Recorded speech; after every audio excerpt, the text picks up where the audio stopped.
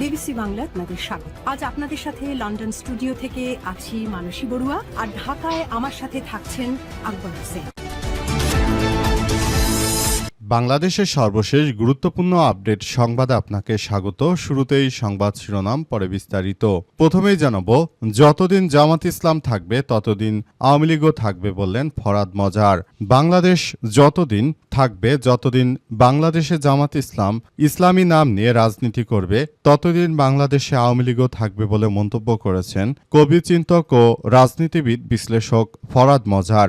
একই সঙ্গে তিনি 1972 সালে সংবিধান বাতিল করে নতুন গঠনতন্ত্র প্রণয়নের দাবি জানিয়েছেন। আজ রাজধানী ঢাকা রিপোর্টার্স ইউনিটি DRU মিলনায়তনে 36 জুলাইয়ের অবদান, বিতর্ক ও ব্যর্থতা দায় পর্যালোচনা শীর্ষক সংলাপে এমন কথা বলেছেন। সংলাপের আয়োজন করে আমার বাংলাদেশ পার্টি বা এবি পার্টি নেতাকর্মীরা। এরপর জানাবো, বিগত ফ্যাসিবাদে দেখানো পথেই হাঁটছে বর্তমান সরকার বলল জামাতের আমির।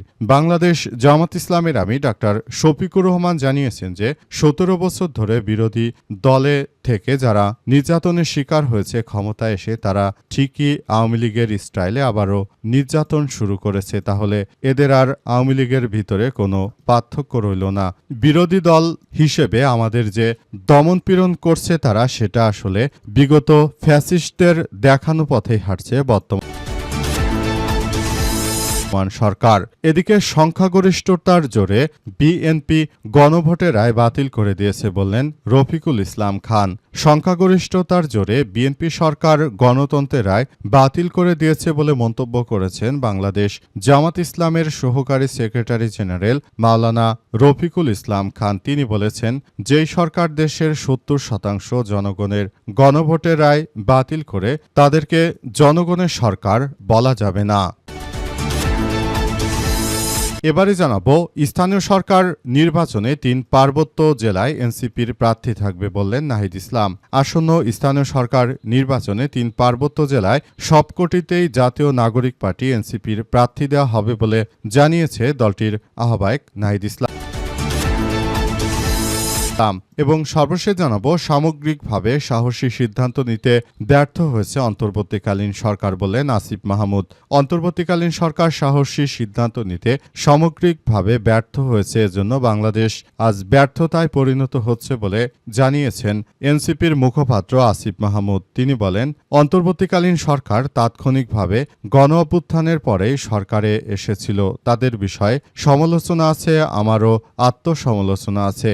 আমার মনে হয় এক রাজনৈতিক দলগুলো অসহযোগিতা ছিল, শত শত আন্দোলন করে তারা অন্তর্বর্তীকালীন সরকারকে ব্যর্থ করে দিয়েছে। প্রিয় দর্শক, এতক্ষণ শুনছিলেন সংবাদ শিরোনাম, এবারে বিস্তারিত।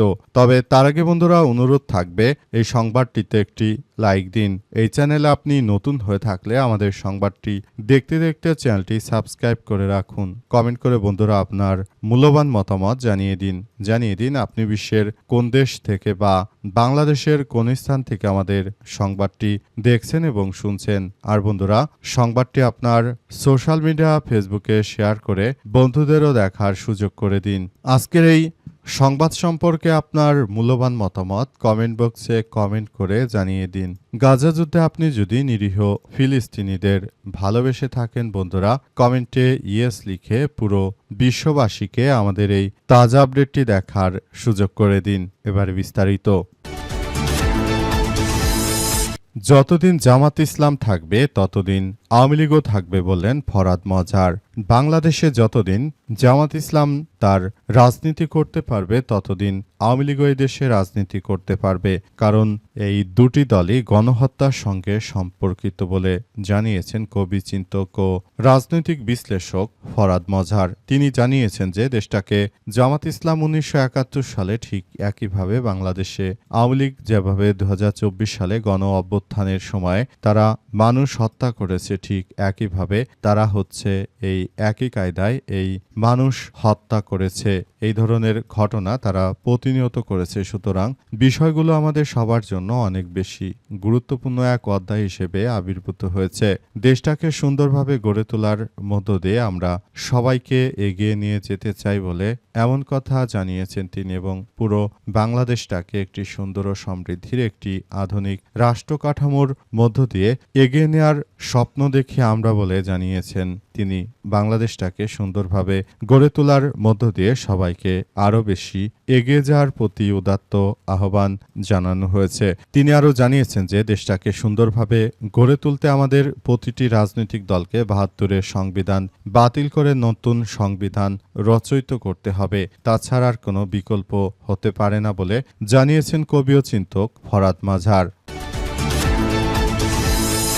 বিগত ফ্যাসিবাদের দেখানো পথেই হাঁটছে সরকার, বললেন জামাতের আমির। বাংলাদেশ জামাত ইসলামের আমির ডাক্তার শফিকুর রহমান বলেছেন, ১৭ বছর ধরে বিএনপির নেতাকর্মীরা দলে দলে ভারতে, লন্ডনে পলাতক থাকলেও, ধান খেতে পলাতক থাকলেও সেই মজলুমেরা এখন যখন সুযোগ পেয়েছে, এটি দেখা যাচ্ছে যে তারা আবারও এক ভয়াবহ বিপর্যয়ের দিকে ঠেলে দিচ্ছে রাষ্ট্র ব্যবস্থাকে।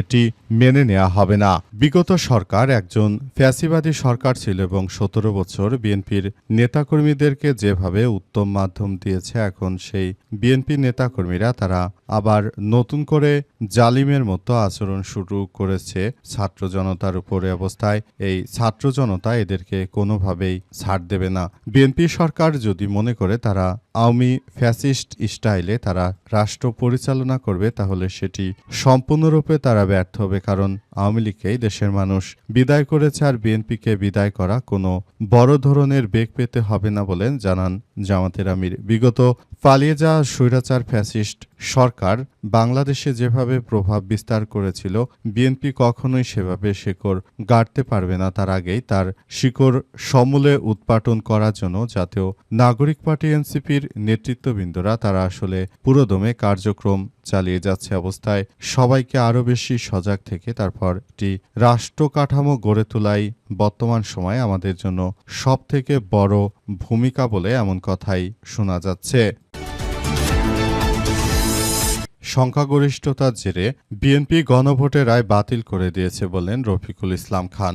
সংখ্যাগরিষ্ঠতার জোরে বিএনপি সরকার গণভোটের রায় বাতিল করে দিয়েছে বলে জানিয়েছেন বাংলাদেশ জামাত ইসলামের নেতা রফিকুল ইসলাম খান। তিনি জানিয়েছেন যে দেশটাকে আমরা সুন্দর ও সমৃদ্ধির একটি পথে এগিয়ে নিয়ে যেতে চাইলেও আমাদেরকে নানাভাবে বাধা প্রদান করা হচ্ছে, আমাদেরকে নানাবিধভাবে সমস্যার মধ্যে ফেলে দেয়া হচ্ছে।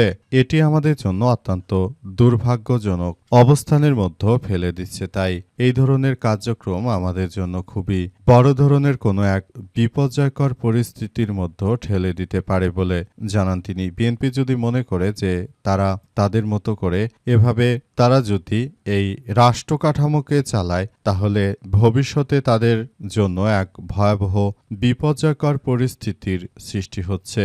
অবস্থায় কোনোভাবেই আর ভবিষ্যতের দিকে এগিয়ে যাওয়া সম্ভব হবে না। এনসিপির নেতৃত্ববৃন্দরা তারা আসলে যে ধরনের কার্যক্রম চালাচ্ছে, সেখানে যদি বিএনপি সেটা মেনে নিতে না পারে, তাহলে তাদের অবস্থা এক ভয়াবহ বিপর্যয়কর পরিস্থিতির মধ্যে চলে যাবে বলে এমন কথা নিশ্চিত করা হয়েছে। স্থানীয় সরকার নির্বাচনে ৩ পার্বত্য জেলায় এনসিপির প্রার্থী থাকবে বললেন নাহিদ ইসলাম।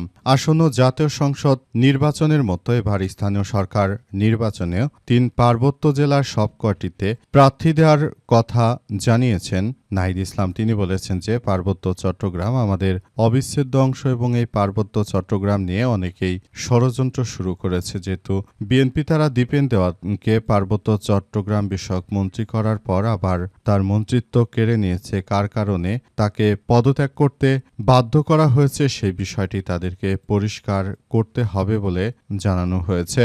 এছাড়াও আরও এই ধরনের ঘটনা যাতে বিএনপি ভবিষ্যতে আর না করতে পারে, সেই ব্যাপারগুলো নিয়েও সবাইকে আরও বেশি সতর্ক থাকার জন্য আহ্বান জানিয়েছেন নাহিদ ইসলাম। তিনি যে অতীতে কখন আর এমন ঘটনা ঘটেছে সেটি আসলে আমরা বুঝতে পারছি না। আমরা পুরো বিষয়গুলো নিয়ে খুবই হতচকিত হয়েছি বলে এমন কথাই জানানো হয়েছে। যদি তারা এভাবে রাষ্ট্র কাঠামো পরিচালনা করে তাহলে জাতীয় নাগরিক পার্টি আবারও রাজপথে নামতে বাধ্য হবে বলে জানিয়েছেন নাহিদ ইসলাম। তাই এখনই বিএনপিকে সব বিষয়গুলো নিয়ে সবাইকে সতর্ক থাকার জন্য উদাত্ত আহ্বান জানিয়েছেন নাহিদ ইসলাম। তিনি সবাইকে জানিয়েছেন যে দেশটাকে আর মগের মুলুকে পরিণত করা যাবে না। যদি রাষ্ট্র কাঠামো এভাবে চলে তাহলে ভবিষ্যতে এটা আমাদের সবার জন্যই হবে এক ভয়াবহ বিপর্যয়কর অধ্যায় এবং সেখানেই আসলে নতুন করে সমস্যাগুলো সৃষ্টি হতে পারে।